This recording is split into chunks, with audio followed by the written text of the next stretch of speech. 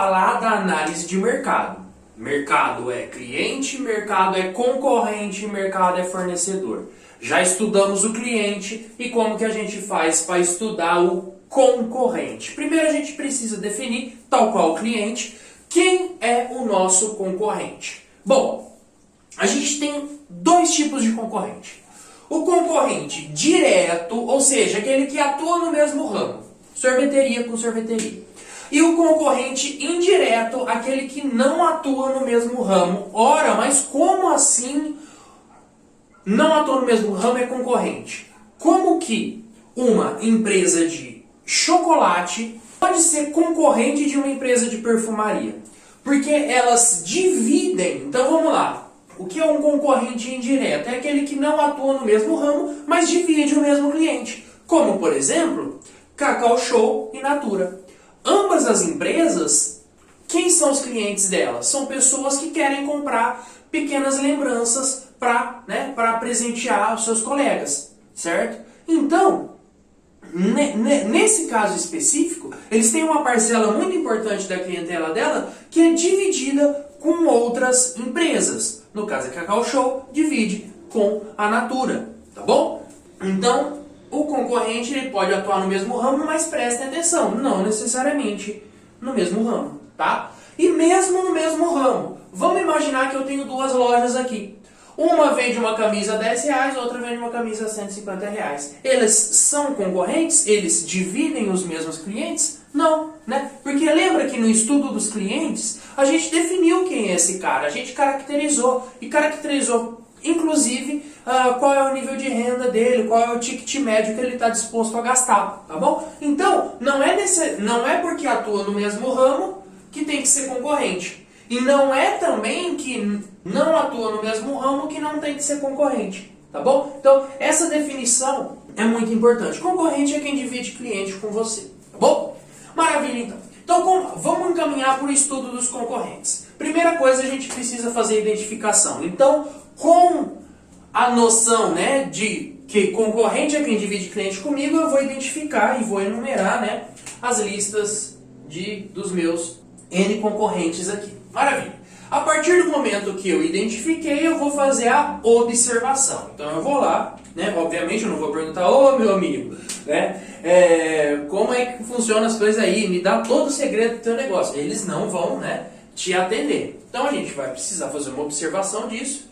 A qualidade do item que ele está oferecendo, o preço médio dele, qual é o horário de funcionamento, qual é o horário de maior fluxo, de menor fluxo, qual é o local. Então, se esse empreendimento está no shopping, está na internet, está numa loja, né, está numa rua movimentada ou não precisa, né? Então vamos imaginar, por exemplo, academias de ginástica. Academia de ginástica não precisa estar numa rua movimentada, né? Ou precisa, dependendo do público que você quer atender, tá bom? Então, o local, as garantias que ele dá, as condições de pagamento. Então, se há né, a gente tem muito isso na construção civil, que as empresas elas trabalham muito, né, principalmente os fornecedores, né, as empresas que fornecem aço, tijolo, eles trabalham muito no à vista, né? Então, as condições de pagamento, então já se eu estou para o consumidor final, eu já vou trabalhar mais no crédito, isso é inevitável, porque o consumidor final ele enxerga muito mais valor no crédito, né, do que talvez uma empresa, tá bom? E o atendimento, né, qual é a metodologia de atendimento dele, e aí a gente fala, você vai querer um atendimento ruim para a tua empresa? Né? Qual é a situação que eu vou querer um atendimento ruim? Não é querer um atendimento ruim, né? Mas às vezes a gente percebe que um determinado tipo de cliente, ele quer o vendedor do seu lado, o outro já não, né? Então se a gente for numa loja, por exemplo, igual a Renner, você não vai ter vendedores, né, mostrando as lojas. Então é um conceito diferente de atendimento, né? Então qual é o tipo de atendimento que esse concorrente vai ter? Então a gente vai observar tudo isso e vai tentar tirar disso quais são as boas práticas e quais são as deficiências. Boas práticas a gente vai copiar, legal. As deficiências a gente vai tentar achar uma oportunidade, tá certo?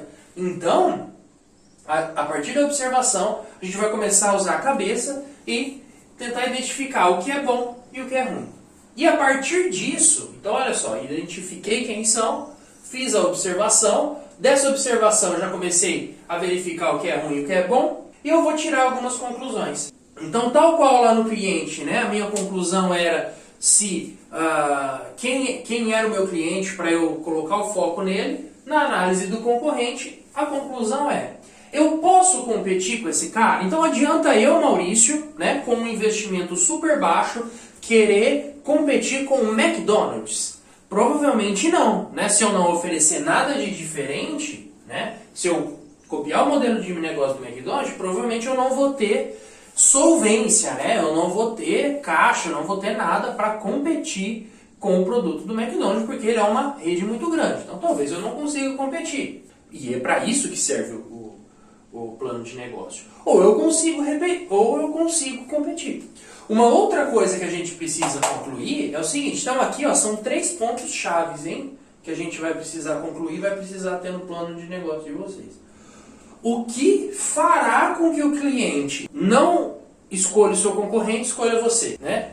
Então, quais são as deficiências que o concorrente de vocês tem, que você não vai ter e que vai fazer com que o cliente vá na sua empresa, tá bom? E será que há espaço para todos? Né? Então, essa é uma questão. Às vezes, por exemplo, a gente tem que pensar em mercados em ascensão, provavelmente tem espaço para todos, né? Então, aqui, será que, por exemplo, eu chego numa cidade, tem poucas academias, eu vou abrir uma academia e provavelmente não vai influenciar no fluxo da outra academia, né? E assim, o que é importante, né? A gente fala que estudo concorrente, né? Que a gente está disputando clientes com o nosso concorrente, mas o concorrente é diferente do nosso inimigo. Eu coloquei aqui para lembrar vocês, né? O concorrente é aquele que, inclusive, muitas vezes tem a mesma visão de mundo que você, né? Então vamos imaginar os donos de academia, todos eles prezam, né? Pela prática de atividades físicas, pela vida saudável, né?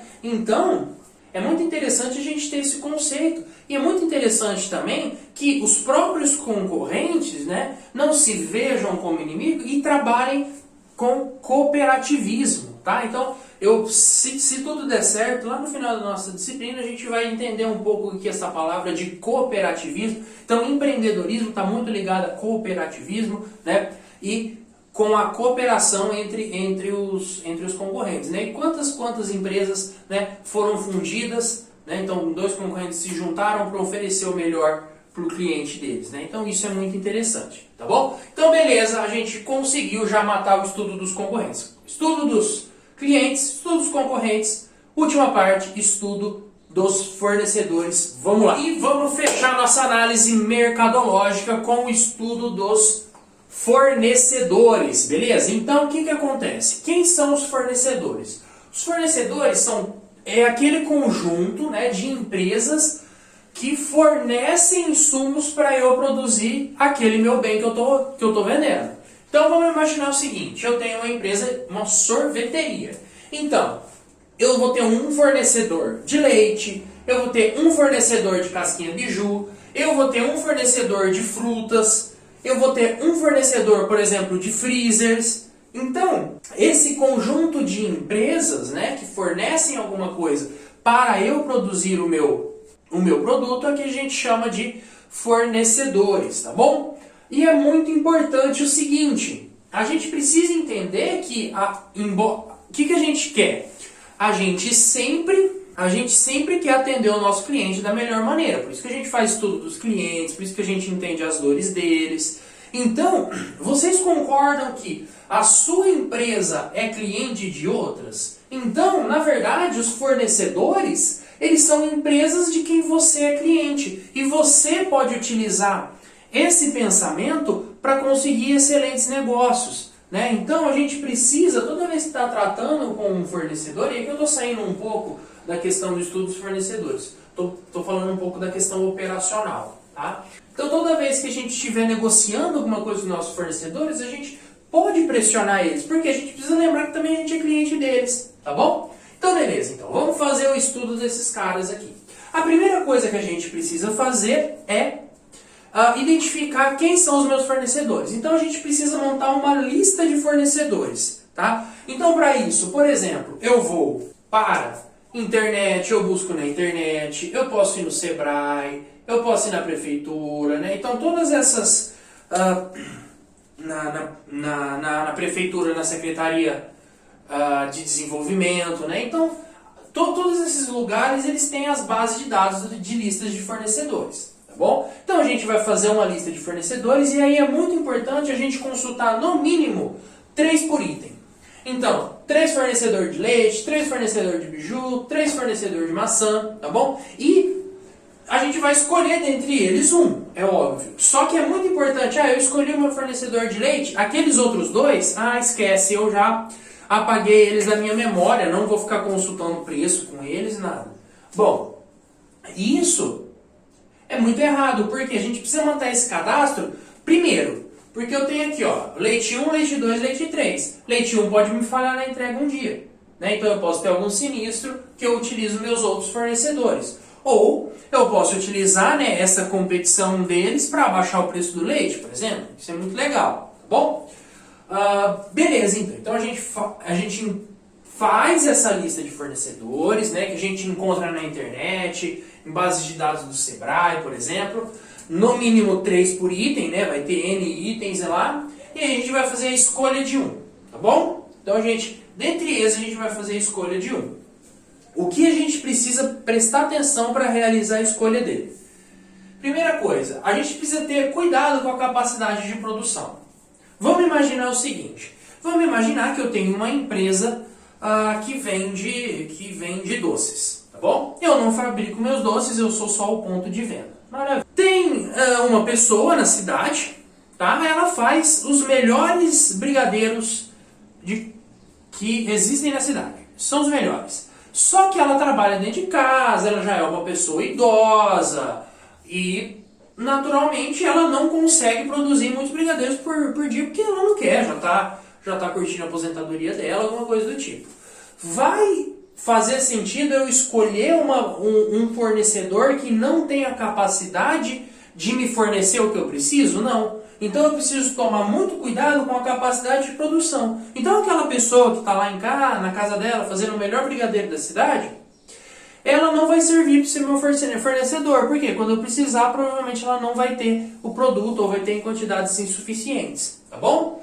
Então, tomar cuidado com a capacidade de produção e também reduzir o número de intermediários. Então, vamos lá, vamos imaginar agora, né, que eu tenho uma construtora, eu vou comprar aço, tá bom? Então eu posso comprar aço diretamente da siderúrgica ou de uma empresa que compra o aço da siderúrgica e vende para mim, né? Então, nesse sentido, é muito interessante a gente tentar reduzir o máximo de intermediários possíveis, tá bom? Tentar comprar na fonte. É lógico que a gente muitas vezes não vai conseguir. Um posto de gasolina consegue comprar na fonte? Não. Tem que comprar das distribuidoras, Petrobras, Shell, né, e tudo mais. Então, outro ponto importante para escolher os fornecedores, qual é o meu fornecedor que está mais perto da indústria, né, que está mais perto ali da manufatura mesmo, da produção daquela matéria-prima, tá bom? Então, reduzir o número de intermediários e tomar cuidado com a produção. Beleza. Escolhi o que eu vou colocar numa tabela para visualizar. O preço daqueles insumos. Agora preste atenção. O prazo de entrega, muito importante, né? Por quê?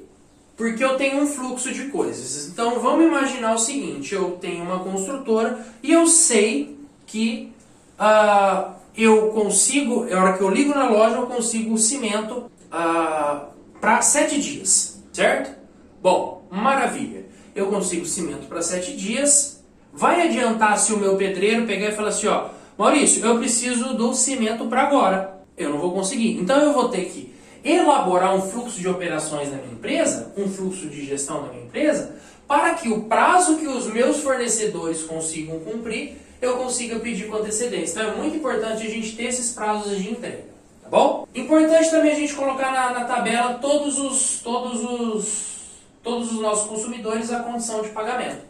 Então se eu tenho fornecedores, né, muitos fornecedores que preferem receber à vista, que me dão desconto de receber à vista e meu consumidor paga a prazo, o que acontece? Eu vou ter uma deficiência de caixa ali, né? Então eu tenho, por um lado, eu precisando pagar muito na matéria-prima à vista, do outro lado eu demorando muito para receber, né? Então eu gero um fluxo de caixa negativo naquele determinado momento, então eu preciso pensar nisso, tá? Na minha gestão financeira. Então nosso estudo de fornecedores, ele já serviu para a nossa gestão, ele já serviu para a nossa gestão financeira. E também é interessante a gente colocar aqui, pessoal, o local, né? O local que está. Então vamos imaginar que eu tenho uma empresa que eu pegue, sei lá, eu pegue aqui de cosméticos, né? Eu pego então o shampoo de um lugar, a embalagem de outro, né? E aí aqui está no Amazonas, aqui está no Amazonas. E aí eu vou vender na internet, certo? Então, talvez pode fazer sentido para mim, na hora que eu for fazer o invase, e a minha empresa de invase desse shampoo, eu alocar a minha empresa no Amazonas, né? Porque lá tem a Zona Franca de Manaus, tem um abatimento de imposto. Então, pelo estudo dos meus fornecedores, eu vi que faz sentido eu encaminhar essa minha empresa para o Amazonas, por exemplo, né? Aí daqui eu vou fazer a distribuição para todo o Brasil. Aí eu preciso pensar, bom, será, né? Será que localizar no Amazonas é uma boa alternativa para distribuir para o Brasil inteiro, né? Então talvez eu possa colocar aqui em Brasília, alguma coisa do tipo, né? Então, o estudo dos nossos fornecedores, né, do local onde eles ficam, é muito importante também na questão da alocação territorial da nossa empresa, tá bom? Então, a gente acaba aqui o estudo dos fornecedores. Pega a lista, consulta todo mundo, escolhe essa lista. A partir da escolha dessa lista, eu vou colocar tudo numa tabela. O preço, o prazo, a condição de pagamento e a entrega. E aí, a partir disso, né, a gente vai conseguir melhorar o nosso negócio, porque a gente vai ter uma visão geral, né, do fluxo de caixa que a gente vai ter. Então, a gente tem uma questão financeira, uma questão de gestão também, por causa que a gente tem prazos de entrega, e uma questão de alocação territorial, porque às vezes o meu fornecedor está muito espaçado. Beleza? Muito importante aqui, eu falei que no mínimo 3, mas tem empresas que o negócio dela é justamente a exclusividade, né? Então, vamos imaginar, eu vi esses dias, uma empresa que ela era como se fosse quiosques automáticos de vinho. Então, para isso, precisava de uma máquina muito específica, né? Uma máquina que acondicionava o vinho, uma determinada temperatura, não sei o que lá. Então, essa máquina existia uma no mundo. Então, nesse caso aqui, vai ter cadastro de no mínimo 3 fornecedores? Não, tá bom? Então, nesse caso aí, não é sempre que a gente vai ter no mínimo 3 fornecedores. Mas, por exemplo, fornecedor de leite, a gente tem 3 fornecedores de leite facilmente. Fornecedor de fruta também. Beleza? Então a gente fez aqui todo o nosso estudo dos fornecedores e a gente vai agora dar uma rápida pincelada na revisão de tudo que a gente viu essa semana.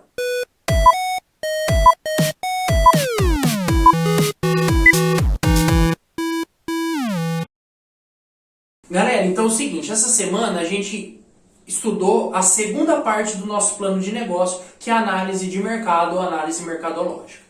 A análise de mercado ela envolve 3 tópicos: o estudo dos clientes, o estudo dos concorrentes e o estudo dos fornecedores. O estudo do concorrente, ele vai me caracterizar o meu cliente, tá? Para que eu consiga saber quem é meu cliente e colocar todas as minhas ações da minha empresa com foco nele, tá? A análise do meu cliente, ela também vai servir para eu verificar a viabilidade do negócio, né? Então, para eu responder a pergunta, será que eu tenho clientes suficientes para o meu negócio se manter de pé? A análise dos meus concorrentes, ela vai servir para eu identificar se eu tenho espaço naquele mercado, né? Se eu vou conseguir concorrer em pé de igualdade e também manter o meu negócio viável, tá bom? E a análise dos fornecedores, ela vai me fornecer a lista de fornecedores com que eu vou tratar, né? E vai me ajudar na minha gestão financeira, na minha gestão de fluxos de operações e também na minha alocação territorial, tá bom? Na nossa aula síncrona dessa semana, eu vou apresentar um tópico que eu não falei aqui, que é a nossa matriz SWOT ou matriz fofa, tá bom? Então, não percam a nossa aula síncrona e façam a leitura do material que está disponível do Moodle, porque lá também tem informações complementares. Beleza, pessoal? Valeu!